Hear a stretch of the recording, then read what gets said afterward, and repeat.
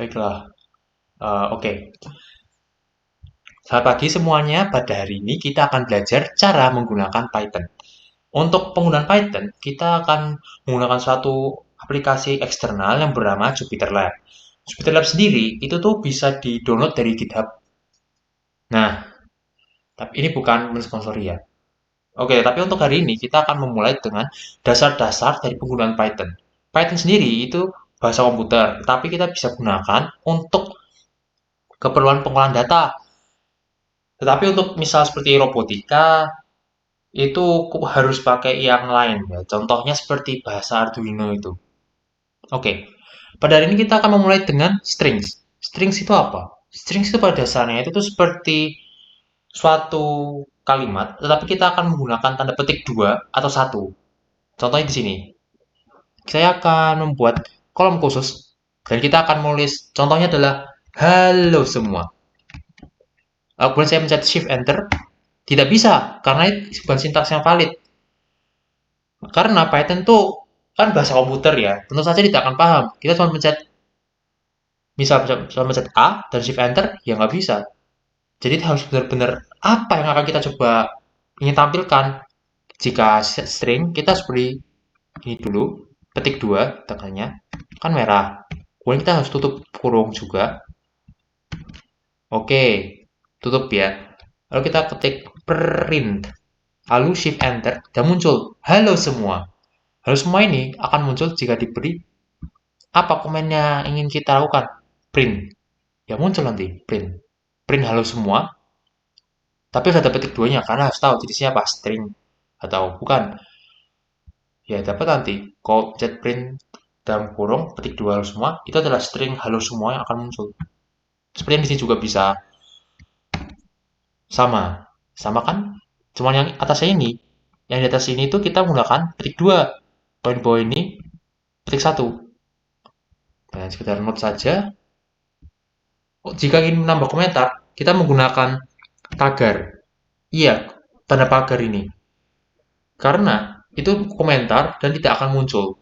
Itulah kenapa di bawah sini, ini kan merupakan hasil outputnya, tetapi tidak ada yang warna hijau-hijau ini. Karena itu merupakan suatu komentar dan tidak akan dimunculkan.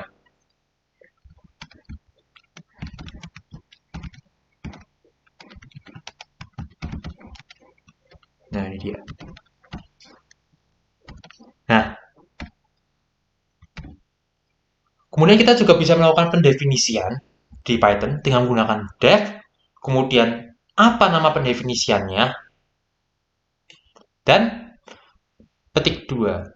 Ya, itu sih, apa, tanda titik 2 biasa kita gunakan jika ingin memulai suatu percakapan itu. Nah, dari sini kita bisa contoh print, halo, print, string bebas makan apa saja. Lalu kita bisa panggil invoke. Invoke itu seperti invokasi. Jadi bisa untuk dalam ramuan. Kan tentu saja ada ramuan yang kalau di cerita fantasi itu tentunya kan mesti ada apa saja bahan-bahannya. Lalu kita campurkan. Lalu kita invoke pakai suatu suatu apa ya? Suatu spell gitu. Spell untuk memunculkan apa yang kita inginkan. Sama seperti Python dengan definisi, kita definisikan apa yang akan kita buat. Print halo dan bebas makan apa saja ini sebagai bahan-bahannya. Lalu kita invoke dengan hello dan akan muncul di bawah sini. Hello, bebas makan apa saja. Ya.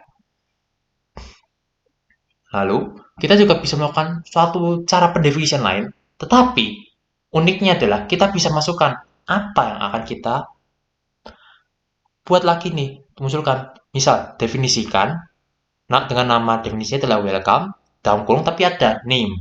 Name itu nama. Tapi tidak wajib seperti yang di atas, itu tidak wajib.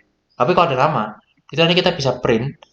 Ini contohnya, print welcome to Singapore, a small paradise in the Straits, koma name. Artinya kita akan memanggil name juga nanti. Dari print, lalu kita bisa lanjutkan dengan print I am sure we'll have a good time together.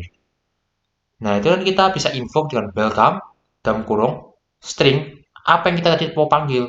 Lihat nih, karena yang welcome ini itu sama dengan welcome di sini. Tetapi sebagai name, saya ganti nama saya, Pavel. Lalu ketika saya shift enter, muncul juga Ini Fable. Misal kalau saya mau panggilnya itu misal Andi contohnya. Andi. Misal, Andi muncul. Welcome to Singapore, a small paradise in the Straits. Harusnya name. Nah, name dari sini ambilnya. Nah, namanya sama, Andi. Andi. And I'm sure we'll have a good time together. Seperti itu contohnya.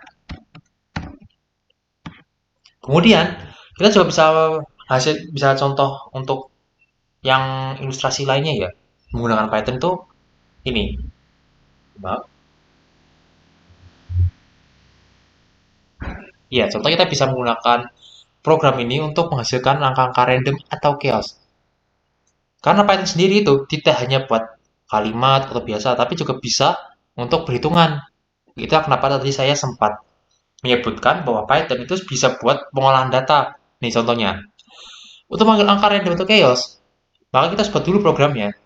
Ini, kita akan melakukan definisi main dalam kurung, itu dalam kurung ya, tanda titik dua, lalu print stringnya apa yang akan kita masukkan. This program will show you a chaotic illustration. Dengan X sama dengan F file, ada dalam kurung ada input, ada dalam kurung lagi string. Silakan masukkan angka untuk acakan antara 0 hingga 200. Lalu ini rumusnya. Untuk I dari rentang 3, X sama dengan 2,53 dikalikan dengan X dikali 3 dibagi 50. Tetapi dari sini ya, ini range ini tidak harus 3. Karena kalau misal 3, itu nanti muncul di bawah ini. Lihatlah. Dan juga nanti kita untuk print X juga. Harus di print X-nya, harus dimasukkan. Lalu kita main. 1, 2, 3. Nih, misal saya pilih 70. Muncul. Tapi begitu kita ganti range-nya dari 3 menjadi misal 10. Misal, yang mengambil 70. Nah, nanti ada berapa ini? Coba 1, 2, 3, 4, 5, 6, 7, 8, 9, 10. Iya, ada 10. Jadi range 10 ini pada dasarnya itu menunjukkan berapa kolom nanti yang akan muncul di bawah nih. Ya baris dan baris, ya baris sama kolom. Ya akan muncul di sini nih. Dan kita dapat ternyata dari misal kita pakai X sama dengan 70 untuk range jaraknya ada 10 berarti dari 10,626 dan itu 1,61, 0,24, 0,03, 0,005, 0,008, 0,00113, 1,97, 2,99, 4,54. Dan itu kan angkanya tuh benar-benar acak. Kemudian kita juga bisa menggunakan Python untuk melakukan perhitungan aljabar sederhana sih sebenarnya. Contohnya ini, pertambahan. Bisa kita A number sama B number tuh 109 dan 50 secara respektif. Untuk penjumlahan, kita bisa pakai, misal ya, kita akan buat nama fungsi adalah BA underscore number sama dengan A number tambah B number. Jadi 100 tambah 50, hasilnya kan 150. Lihat nih, sama. Begitu kita ganti sedikit aja ya, misal jadi 20. 120, karena 100 tambah 20 kan 120. Lalu kita juga bisa melakukan pengurangan dengan menggunakan Python yang akan muncul 100 kali 20 harusnya 80. Nah, sama juga 80. Kita juga bisa melakukan perkalian. Misal cd underscore number sama dengan a number underscore number dikali b underscore number. Tapi untuk yang pengaliannya itu kita menggunakan tanda gambar bintang itu loh, di shift 8. Nah, kita panggil berapa harusnya? 100 kali 20 berarti harusnya 2000 sih. Coba. Oh ya benar, 2000. Dan kita untuk pembagian juga bisa dilakukan dengan sama. Tapi untuk tandanya itu kita pakai yang miring, garis miring atau biasanya itu. Yang sebelahnya shift dan titik di keyboard. Lihat ya. Jadi 5. Karena 100 bagi 20 kan 5. Dan dari itu, terima kasih karena telah belajar bersama saya. Titik 2, senyum.